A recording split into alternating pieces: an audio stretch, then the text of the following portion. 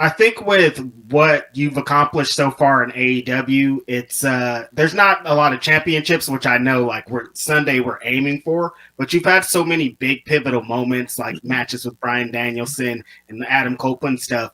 Do you have any like? Is there a possible way to not learn from every match you have at this point? Like, it seems like every wrestler you're in has this wealth of knowledge that either, like you said, you could just stand next to him, or but being in the ring with like a Bryan Danielson and Adam Copeland, CM Punk, so these type of dudes, like, is it just a consistent learning thing being on the job?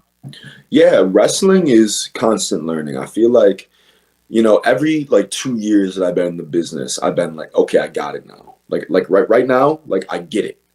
And Mm-hmm. then another 2 years pass. I'm like, man, I did not get it back then at all. Now I get it. And then another 2 years passes. You're like, now I get it. So it's just a constant evolution of learning and getting better.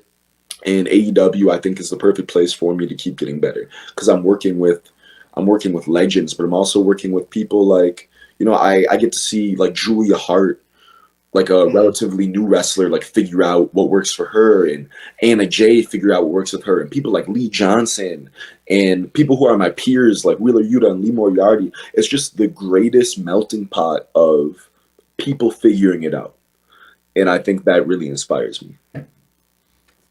For sure. Definitely think you're one of the And best young. I'm sorry to interrupt, but figuring it out by themselves too.